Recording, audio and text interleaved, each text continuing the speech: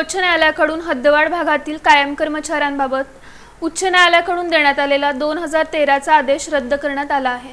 सोलापूर महानगरपालिका हद्दवाढ भागात दिनांक 5 मे 1992 रोजी 11 ग्रामपंचायतींचा समावेश महापालिका हद्दीत करण्यात आला होता। याबरोबरच समाविष्ट झालेल्या 11 ग्रामपंचायतींकडील 300 कर्मचारी हे महापालिकेकडे दिनांक 5 मे 1992 रोजी तात्पुरत्या पदावर वर्ग करण्यात आले होते।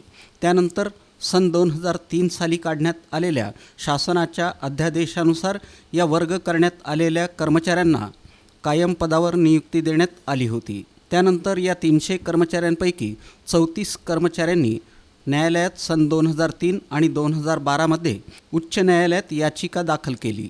या 34 कर्मचाऱ्यांनी उच्च न्यायालयात दाखल केलेल्या याचिकेत त्यांना 1992 पासून 2003 पर्यंत कायम पदावर असणाऱ्या कर्मचाऱ्यांना देण्यात येणारं संपूर्ण वेतन आणि त्यानुसार मिळणारे इतर फायदे मिळावेत अशी मागणी करण्यात आली होती। उच्च न्यायालयानं कर्मचाऱ्यांची याचिका मान्य करत दिनांक 5 मे 1992 पासून या 34 कर्मचाऱ्यांना कायम पदावर नियुक्ती देण्यात आल्यानंतर मिळणारं वेतन आणि त्याबरोबरच इतर सर्व फायदे महापालिका प्रशासनानं द्यावेत असे आदेश सन 2003 मध्ये पारित केले होते। उच्च न्यायालयाच्या या आदेशाविरोधात सोलापूर महापालिकेनं सर्वोच्च न्यायालयात विशेष याचिका दाखल केली होती।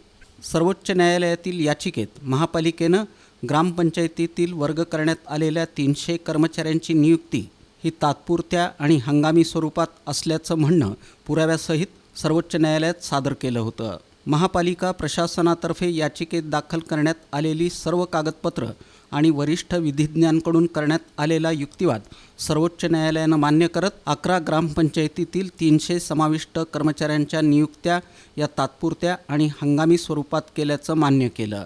याचिकाकर्ते सोलापूर महानगरपालिका आणि प्रतिवादी कर्मचाऱ्यांनी दाखल केलेल्या कागदपत्रांची तसंच इतर सर्व गोष्टींची पडताळणी उच्च न्यायालयानं पुन्हा करावी।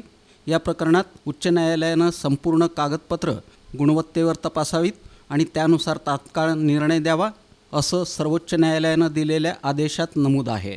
यापूर्वी उच्च न्यायालयानं पारित केलेला 31 जुलै 2013 रोजीचा आदेश सर्वोच्च न्यायालयानं रद्द केला आहे।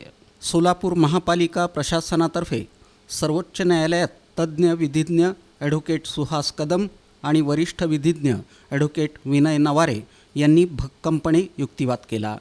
तसंच सर्वोच्च न्यायालयानं 15 मे रोजी रद्द केलेल्या उच्च न्यायालयाच्या आदेशामुळं सोलापूर महापालिका प्रशासनाचे किमान 65 ते 70 कोटी रुपये वाचले आहेत। सोलापूर महापालिकेच्या विधी सल्लागार प्रमुख ॲडव्होकेट संध्या भाकरे यांच्या मार्गदर्शनाखाली आणि ज्येष्ठ विधिज्ञांच्या सल्ल्यानं महापालिका प्रशासनाची भक्कम बाजू सर्वोच्च न्यायालयात मांडण्यात आल्यानं महापालिकेचे 65 ते 70 कोटी रुपये वाचवण्यात यश प्राप्त झालं आहे।